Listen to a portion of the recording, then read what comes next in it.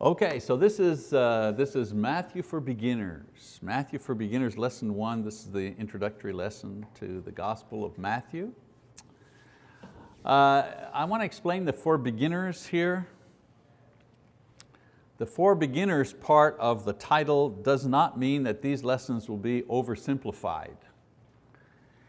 It means that I'm going to teach about Matthew's Gospel with the notion that you haven't studied the Gospel of Matthew at all or in a while. I know I've taught some things about Matthew, but the parables in Matthew and other type of materials, the kingdom, idea of the kingdom in Matthew. But this is going to be a real study of the Gospel of Matthew itself as Matthew has written it. So rather than being oversimplified, think complete. This will be a complete study. And in our study, we're going to take time to examine the social, the historical settings that existed when the gospel was produced, because Matthew, obviously a man of his time, influenced by his times, even though he was inspired, God uses the individual as that individual is to write what he wants to write. We're also going to take a look at the author himself and how the book came to be included in the official New Testament canon. And that'll give us an opportunity to study how did books make their way into the New Testament canon? Why were some chosen and others rejected? Be a good opportunity to do that. And I'll also show you how the book is divided and review some of the reasons why it was written and how it was used in the early church. This book was used in a particular way in the early church. Now we're not going to have time to read everything in class, but I'm going to give you reading assignments each week. I mean, they're not going to be very long, but you'll be able to read ahead, as Carrie mentioned. Read ahead a couple of chapters so that we won't have to read all of the chapters in class. All right, let's take a look at the historical background of Matthew's writing. There are 4 main political, historical periods which shape the thinking of the people when Jesus arrived on the scene of human history and the scene which Matthew will record in his gospel. So very briefly, I got to go one more time here. There we go. The first historical period, the Persian period, 536 to 336 BC. By then the southern kingdom of Judea had been exiled to Babylon in 586 BC. God finally grew weary of their idolatry, their disobedience. The northern kingdom had been exiled and dispersed centuries before. Now it was the turn of the southern kingdom, 586 BC.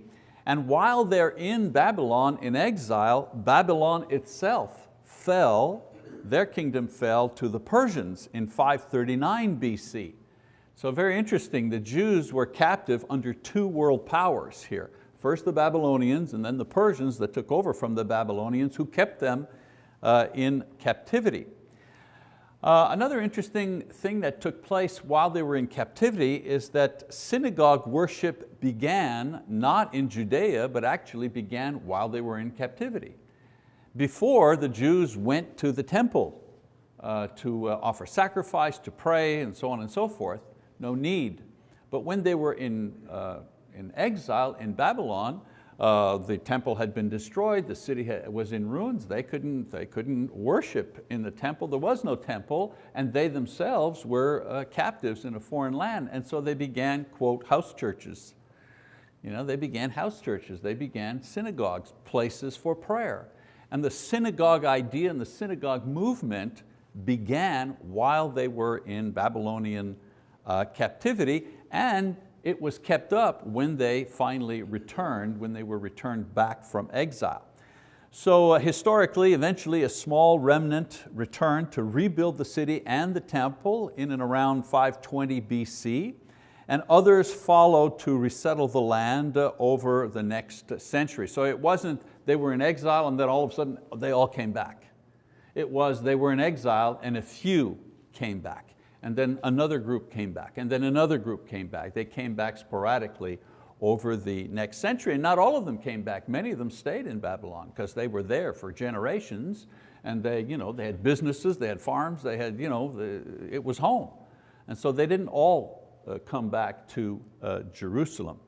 So when we read the books of Ezra and Nehemiah and Malachi, those writers write about that period of restoration from Babylonian captivity. The final book of the Old Testament is the book of Malachi, and it was written at about this particular time. After Malachi, we have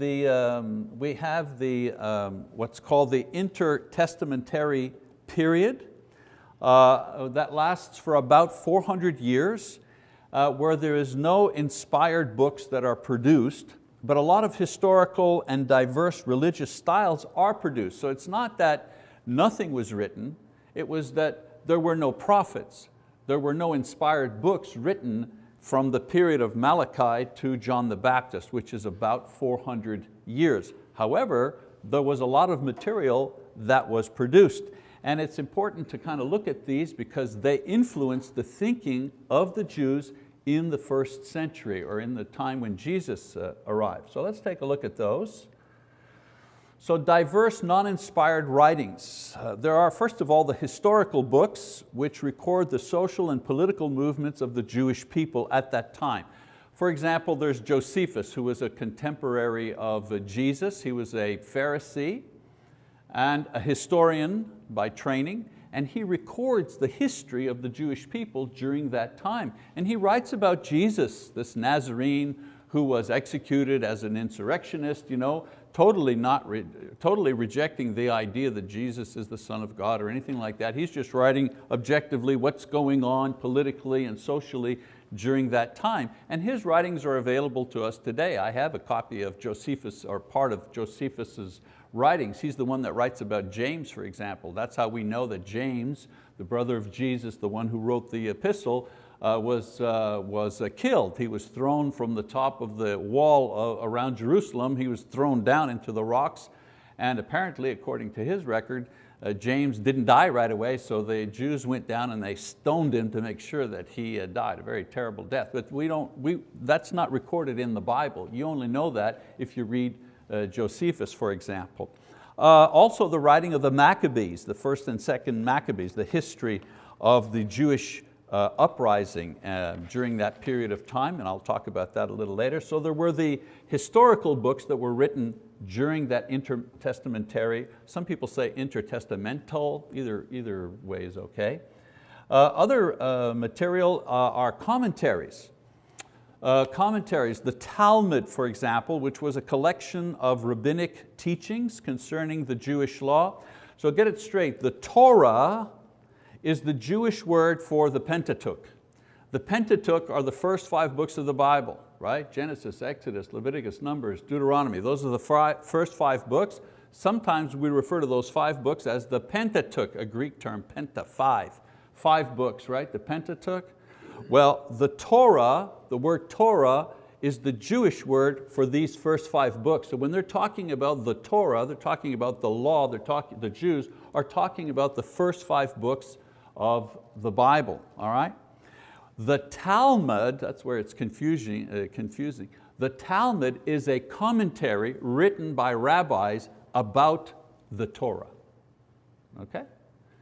Commentary written by Jewish rabbis concerning the books of the law, the first 5 books of the Bible. And then the word Mishnah is another commentary that's within the Talmud, all right? So we don't have to memorize all these things. I'm just trying to explain to you that during that time there began to be commentaries, not inspired writings, commentaries written by scribes, by students of the word, about what they believed how the law should be applied in various situations. Again, we'll talk about that a little more as we go on. Then there were diverse non-inspired writings called the Apocrypha. The word Apocrypha means hidden. And these were stories and accounts of events and people in Jewish history that are not recorded in the inspired books. For example, the history of Susanna. a character of that time, not mentioned in any Old Testament record, not mentioned in any New Testament record, but written about by writers during this period of time. Or the wisdom of Solomon. We don't have a book in the Old Testament canon entitled The Wisdom of Solomon, but a book like that was written, referring back to Solomon. First and second Esdras, or other additions to the book of Esther, for example. Sometimes people say, my friend has a Catholic Bible. Is that Bible any good? They say a Catholic Bible. And the reason they say a Catholic Bible is that many versions authorized by the Catholic, many versions of the Bible authorized by the Catholic Church include these books. So you've got the Old Testament, Genesis all the way to Malachi, and then before you get to the New Testament, there are a whole bunch of other books, and you wonder, what are these books? Well, these are the Apocrypha. They include many of these books between the Old and New Testament in their version of the Bible, in their collection of Bible books, but we have to understand. So people say, is that book any good? Well, of course it is. It's the same Old Testament and it's the same New Testament that we use, New American Standard or New Revised or New International Version or whatever. It's the same book, except they've just added these other additions in between the Old and New Testament. The thing to remember is that these books are non-inspired, all right? And then we have another type of book entitled pseudepigrapha meaning false, false. These were works that were written using the name of Old Testament writers long after their deaths. For example, there's a book entitled The Revelation of Moses. Well, the Revelation of Moses was not written by Moses, but people would take the name of a Bible character and attach it to their book to give it more circulation value, more authenticity if you wish. And usually these books here in the pseudepigrapha were written in the apocalyptic style. If you were in other classes like Daniel, Revelation, you know that the apocalyptic style, okay, is a style of writing, is a literary style that uses a lot of metaphors, a lot of fantastic language. The moon was filled with blood, the stars fell, so on and so forth, that we see in Daniel, for example, in the book of Revelation. That's apocalyptic type literature. Well, these books here in the pseudepigrapha, many of them are written in this particular style. So these writings between 400 BC and the arrival of Christ, the thing I'm trying to get across here is that they influenced the thinking of the people, and much of Jesus' teaching was done to counteract the false ideas that people had drawn from this type of literature here. That's the point I'm trying to get across, okay? The Talmud, for example, that commentary on the Torah, the commentary on the first 5 books of the Bible that had been written by Jewish scribes.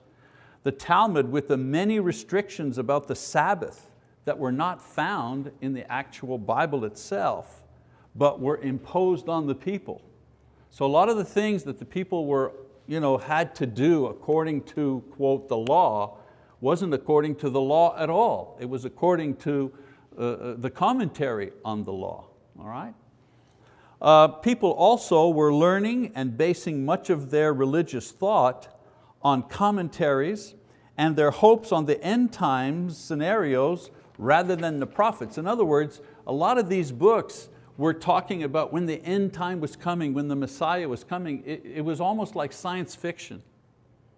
And so a lot of their thoughts, were their thoughts about the coming Messiah were based on these type of writings instead of carefully studying what the prophets were saying. And so that's why they had such a mistaken idea or a confused idea on who the Messiah was supposed to be, because they had so many contradicting ideas that they were consuming through this type of literature. Okay, so that gives you that intertestamentary period there and some of the things going on there. Another era, if you wish, you had the Persian era, 536, 336 BC, and then the intertestamentary period. Then you had the Greek period, 333 to 167 BC, the time of Alexander the Great and his legacy. After Alexander's death, we know that his kingdom was divided among his 4 generals. And as far as we're concerned in the study of Matthew, we need to understand that Palestine was under different control for 2 centuries of the Greek world domination. In other words, the Greek dominated the world, but that little strip of land we called Israel was fought over by regional powers at the time, okay? North and south. And so let's get another slide up here. From 320 to 198, Egypt controlled Palestine or Israel, okay? They were in control. Egypt was under domination by Greece, but Palestine was under regional control, local control by Egypt. I should go down here. Egypt is south, okay? And then from 198 to 167 BC, Syria, the country to the north of Palestine, gained control over that region. And the reason that the north and the south were always fighting is because they wanted to control that piece of land as a buffer zone between them and their enemies. They wanted to be, it's always easier to fight a war on somebody else's turf, right? You destroy their homes, you burn their crops, and so on and so forth. So they always wanted that middle piece of land we call Israel, they wanted that to stage their wars and so on and so forth. So they fought back and forth.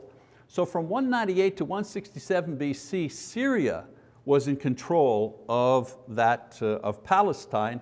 And one king in particular, his name was Antiochus Epiphanes. He was really trying to destroy and demoralize the Jewish people. And what he did is he closed the temple. He closed the temple, and then he went in and he sacrificed a pig on the altar, knowing Jewish religious custom and so on and so forth, knew that that would desecrate the temple and the area and so on and so forth. And then he forbade circumcision. You weren't allowed to circumcise children. In other words, he was trying to completely destroy not just the people economically, but he was trying to destroy them psychologically by destroying their religion. So it was a time of great depression and great trouble for the people of Judah at that time. Another thing that was interesting is, in a larger sense, the Greeks controlled, it was their time of domination, and it wasn't just a military domination, but it was also a cultural domination. I mean, Greek ideas and Greek philosophy and Greek language and Greek art and Greek religion and Greek literature was just being diffused throughout their empire, throughout the world, and it had an effect on the Jews. What happened for the Jews was they began to forget how to speak Hebrew because they were influenced. And I mean, that's really easy to understand. I'm looking around, but everybody here was kind of born here, but for people, well, like us, like our family, our oldest ones still speak French because we originally come from Quebec, right? So we speak French and they speak French, but I doubt if our grandchildren are going to speak French. And I really doubt that our great-grandchildren will speak French. Why? Well, they're assimilated into the United States, which is an English-speaking country. They'll probably speak Spanish before they'll speak French, right? So the same thing was happening in Israel, in Judah. People were being assimilated by the Greek culture. They were forgetting to speak the old language, but there was a problem. Their whole life revolved around their religion, and their whole religion revolved around the scriptures.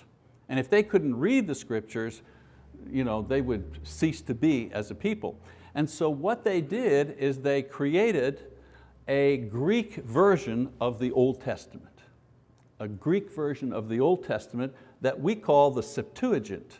And we call it the Septuagint because 70 scholars were brought together to undertake the task of translating the Hebrew Old Testament into the Greek language. And so when you see the Roman numerals LXX, which represents 70, many times, in a text or something, usually what they're saying is this text is from the Septuagint, which is the Greek version of the Old Testament. Okay?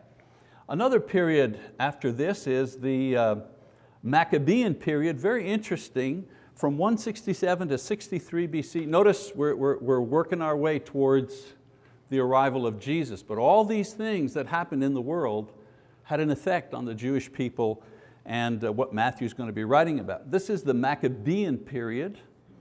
The Maccabean period is known for the revolt against the Syrian control, In other words, they had had enough of Syrian control and trying to destroy the religion. The people rose up. And the Maccabees, that family, led that insurrection, led that revolt. Also, there was a revolt against the Greek language and Greek influence. So the Jews enjoyed a brief period of independence from 167 to 135 BC. The revolt succeeded in pushing back the Syrian king and the Syrian influence during their time. And during this period here, very interesting, new powers arose within Israel. You had if you ever wonder, where did the Pharisees come from? Who are those guys? Where do they come from? Who are they? Well, what they were scribes. I mean, that's what they did. And they belonged to a party called the Pharisees.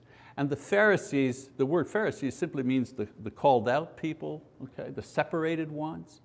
The Pharisees, that party begins during the Maccabean period. They were scribes who led the revolt and were considered saviors of the law and the protectors of the law against pagan Greek influences. So they were the ones in their day who said, let's go back to the Bible. They were the original ones who said, enough of Greek influence in our life and in our religion and in our culture and so on and so forth, enough the Syrians taking over. We need to go back to the scriptures and go just with the scriptures. And so they were heroes at the beginning.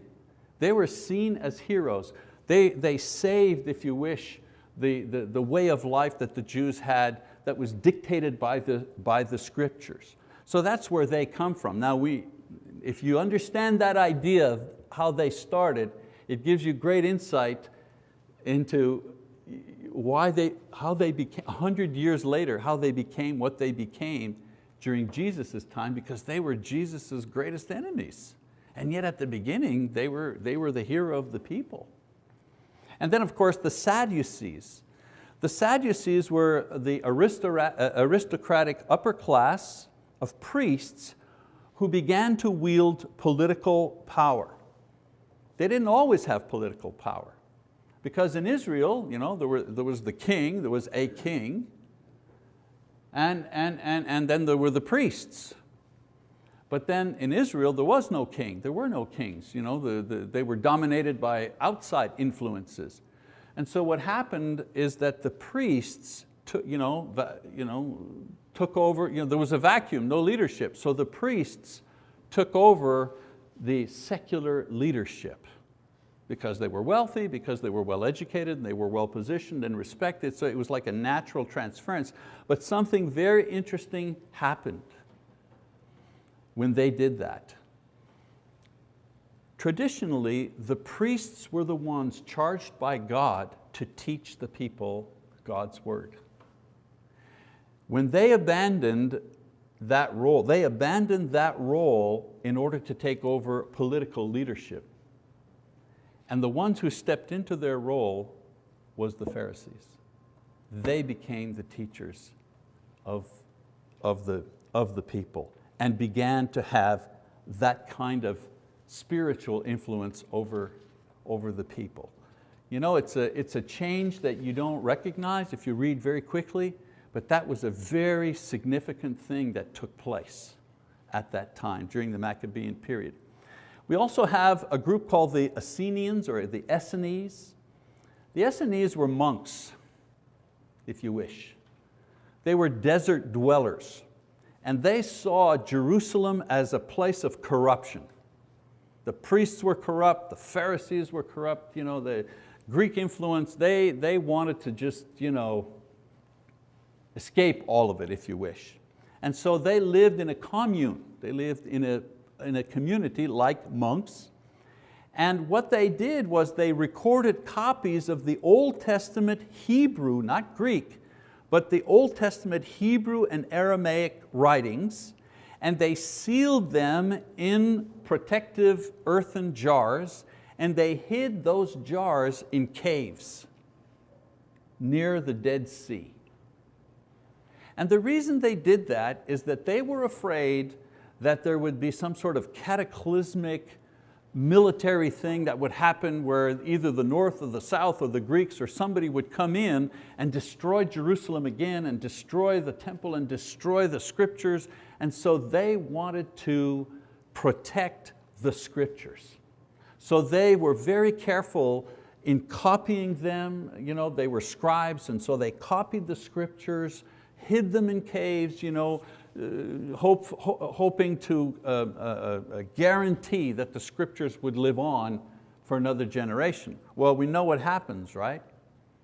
In 1947, a shepherd boy taking care of his sheep. You have to understand, if you go to that area near the Dead Sea and you look at the mountains, there are thousands of caves. We're not talking about huge caves. We're enough where a person could crawl in with 3 or 4 sheep or something. There are thousands of those things all over, dotting the countryside. So a boy in 1947 goes into one of those caves and stumbles across a jar that's broken. He opens it up, and there's a scroll inside. He gets it, he brings it to Jerusalem or the city. I forget if it was Egypt, Cairo, Egypt, Jerusalem, anyway. So he brings it to a merchant, and lo and behold, the Dead Sea Scrolls. And so they go back and they begin to examine all these caves, and they begin to find all these scrolls, hermetically sealed for almost 2,000 years, protected against moisture and wind and so on and so forth, in the dark, in the cave. And if you see them, I've seen them. When I was in Israel, I was at the museum. They have the Dead Sea Scrolls, and you see them like they're behind climate control glass cases, and you see the entire scroll. Yeah, I can't read it, it's in Hebrew obviously, but you see this is the original thing. What's amazing is one of the scrolls, Isaiah, right? You take out your New American Standard or whatever, and you flip over to Isaiah, and if you could read the same language, it's exactly the same thing. One of the strongest arguments for the continuity of Scripture. And so that was the Essenians, that was their contribution to that time. The reason I say that is that there was a lot of political stuff going on, end time scenarios, the end is coming, a lot of stuff happening. These guys out in the desert thinking that the end was going to come, they were writing the scriptures, trying to protect them, all the political turmoil going on in the city. And then of course you had the zealots. They were political activists and anarchists who wanted to continue the revolution. The Maccabean revolution, we have to stay in a perpetual state of revolution. Barabbas, the one that they released instead of Jesus, he was part of this group. And Simon, one of the apostles, was part of this group. And then you have the Herodians. The Herodians were a political party who were sympathetic to Herod, and some thought that he was the Messiah. Among the Herodians, they thought he was the Savior. And you know what? In those days, I could see them believing a thing like that because Herod was responsible for rebuilding the temple, bringing back its splendor. He was a king, he was bringing back the temple, so on and so forth. I could see some saying, yeah, this is the guy, he's going to bring us back to greatness. So Israel was a hotbed of political activity. It was nurtured on writings during the intertestamentary period that speculated about the fantastic arrival of the Messiah. It was almost like science fiction. There was great expectancy. They were like a bomb, ready to go, ready to blow up. And into this, Jesus enters. Okay, so now we get to the period of the time when Jesus comes, the Roman period, 63 to the New Testament period. Now the Romans, they simply destroyed Syria completely and they dominated Palestine. They established governors over Palestine. They sold the rights to collect taxes to individuals in the country. This is what they did in all countries. It wasn't anything new in Palestine, that's what they did. It was a lot easier. And of course, the men who collected the tax, who purchased the license to collect the tax, they were called publicans, right? And guess who was one of those guys? Well, Matthew. Matthew was a publican. Herod, of course, was called the king of the Jews. He was a Roman appointed governor, actually. He was a political ruler called a king. Then you had Pontius Pilate. He was the military governor who supplied a Roman guarantee, or excuse me, a guarantee of force, in other words, to collect the taxes and to put down rebellion. So there will be peace if you pay your taxes and if you do not rebel. If you don't pay your taxes and you give us trouble, then we wipe you out. This was the deal. Okay? There was no negotiating this deal, and they kept a garrison of soldiers there just to make sure that the people understood what the deal was. All right, now we need to talk about the calendar. The calendar, you know, BC, AD, before Christ, the year of our Lord, okay? During the time of Jesus, the time at that time was calculated according to the Roman calendar. So the time was calculated according to the Roman calendar, the feasts were celebrated according to the Jewish calendar, but the years were according to the Roman calendar, okay? The Roman calendar calculated the year by referring to the founding of the city of Rome as year number 1. And so when Jesus arrived, if you wish, it was year 753. It was 753 years after the founding of Rome. That was when Jesus was born, according to the Roman calendar. If you lived then, and you know, Jesus is in the manger, you know, and so on and so forth, and you turned to your buddy and said, well, what year is this? You know, he'd say, oh, it's 753, according to Roman calendar, all right? After Christianity became the religion of the Roman world, the Emperor Justinian requested that a new dating system be established using the birth of Jesus as year number 1. Thinking, well, wait a minute, we are the Holy Roman Empire, we are a Christian empire, why should the calendar reflect, you know, the beginning of Rome, pagan Rome? Our calendar should actually reflect our religion, the birth of our Lord. So let's make the year of our Lord year number 1, and then we'll count forward, okay? And so, so the new dating system was established using Christ as year number 1. Okay, now, so that meant with this adjustment, when this adjustment was made, the Roman year, they were in year 1279, according to the Roman calendar, okay? Since Jesus had been born in 753, which is Roman time, they reestablished the year in Christian terms to be 526. In other words, 526 years after the birth of Christ, this is when the new calendar, you know, this is going to be the date of the new calendar, when it's inaugurated, if you wish. Everybody following me so far? Are we good? But then the problem was, there was a mistake. To complicate things even further, it was discovered that their calculations as to the year of Jesus' birth was in error. He was actually born in the year 749 Roman calendar, not 753 Roman calendar. See what I'm saying?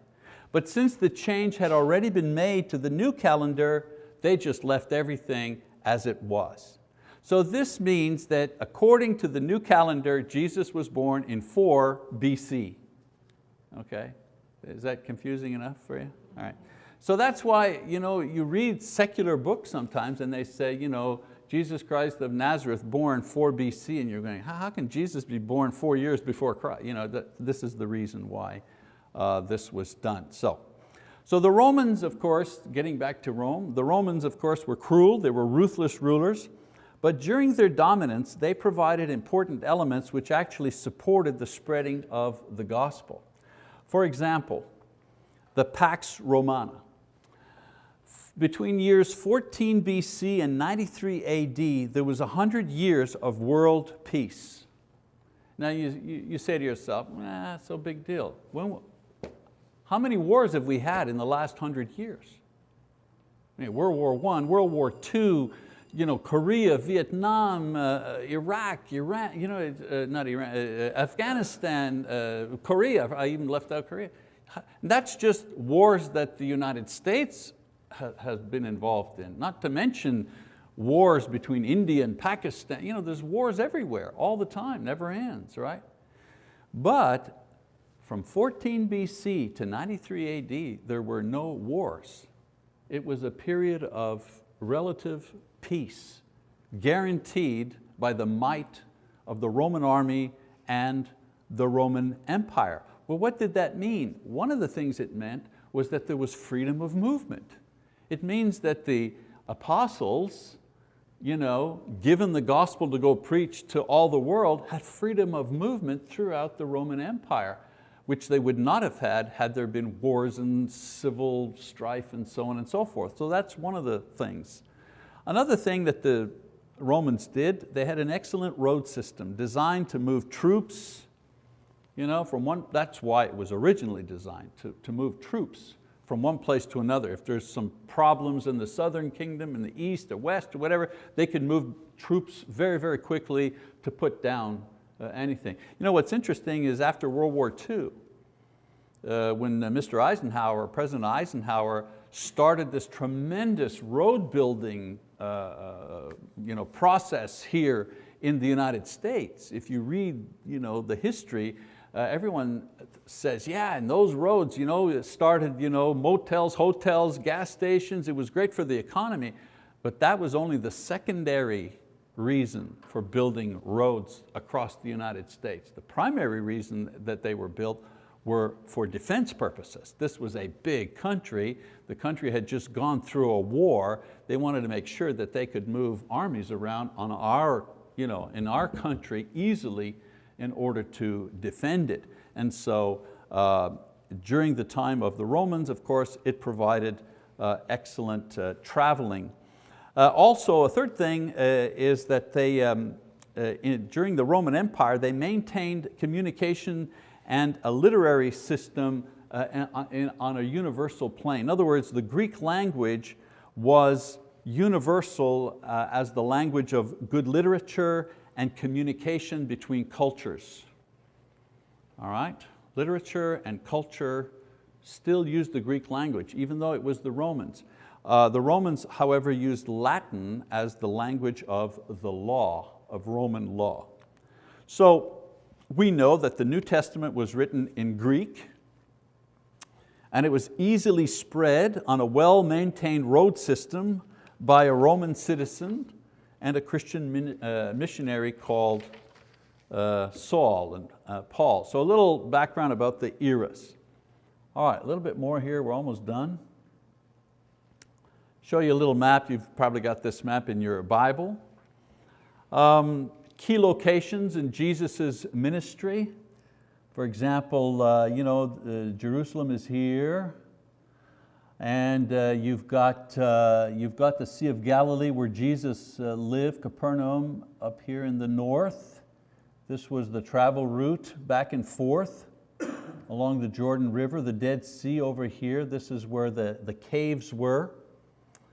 And so they traveled back and forth, not a very big strip of land, maybe 110 miles from south to north, not a lot, 40 miles maybe, 40, 50 miles across, very, very small. But they did it on foot. They walked everywhere they went. Some social situations taking place at that time. People were poor. Judea was poorer than Galilee, actually. The religion was the center of life. It provided the anticipation of freedom mixed with politics. It was an agricultural society at that time. Jerusalem had perhaps 250,000 people, which was extremely large for a city at that time, not just in the city, but around Jerusalem. There was a high literacy rate at that time because Jewish children were taught to read because they had to read the law. And where did they learn to read? In the synagogues. Every city had a synagogue. Capernaum, where Jesus was born, where Jesus lived as an adult, Every city had one synagogue. Well, they've discovered where the synagogue is in Capernaum. The archaeologists have, and they have a dig there, and I've been there, I've walked in. Now they said the walls are gone, but the entranceways are still there, like the base wall is still there and the floor is still there, and it's amazing. You can walk through. This is the door that they went through. This is the door that Jesus went through because he, as was his custom, at the synagogue. So it's really amazing, amazing experience. And there were class divisions in that society. The aristocracy, as I say, were the priests, and the priests only believed in the Pentateuch. In other words, they only accepted the first 5 books of the Bible as inspired. They didn't believe in angels, they did not accept the prophets, nothing like that. They were conservative religiously, but they were liberal socially. They accepted a lot of Greek ideas and so on and so forth. Then there were the Pharisees, they were the teachers, they were rabbis. They, on the other hand, believed in the prophets and believed in a resurrection from the dead. The common people came next, the publicans and those who were sympathetic to Rome, sinners, and then slaves at the very bottom. This is why crucifixion was so humiliating. It was a punishment only for slaves. It was against the law to crucify someone who was a common person, for example, or even somebody part of a Pharisee or a publican. You couldn't do that. Only slaves could be executed in that way. They did have a lot of social problems at the time. Slavery, of course, open and practiced. Some estimates, 30 to 40% of the population of the Roman Empire was in slavery. There was no middle class, except perhaps the military. Military had some influence. Divorce was rampant. Prostitution, cult prostitution among Gentiles. The idea of cult prostitution is that sexual activity was required as part of your religious practice. So if you went to the temple prostitutes were there to service the males who went to worship. In small towns where the women of the villages would take turns serving as temple prostitutes. So we're not thinking of prostitutes trolling down Main Street now. They were prostitutes, but in the service of their religion at the time. Infanticide was a big problem, especially among Gentiles. Boys were prized, girls less so, and so many female children were simply left to die out in the fields. As a matter of fact, one of the marks of Christianity that set Christians apart at that time was that they would rescue these children that no one wanted. Child abuse, terrible. Orphans were raised to be thieves or prostitutes. As far as the religious life is concerned, Jews, temple worship was the center of their life. A cycle of feasts on a yearly basis. Regular synagogue worship was the lifeblood of the community, and most of the world practiced emperor worship at that time. So into this turbulent world comes Jesus Christ. Born in Bethlehem to a poor couple, raised as a young Jewish boy, attending synagogue and temple worship, learning how to read, entering public ministry at age 30, confronting the Pharisees and the priests. Believe me, this little background that I've given you now will speak largely when we begin looking at the dialogues that Jesus has with these people.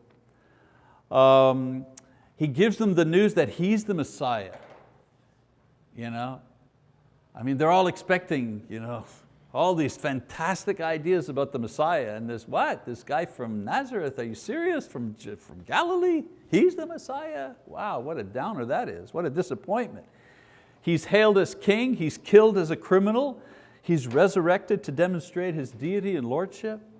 So Matthew, one of His disciples, writes about Him, and next week we're going to start studying Matthew's eyewitness account of Jesus. So here's the assignment, this is a class, I want you to learn something, okay? So read chapters 1 to 3, that's not a huge task.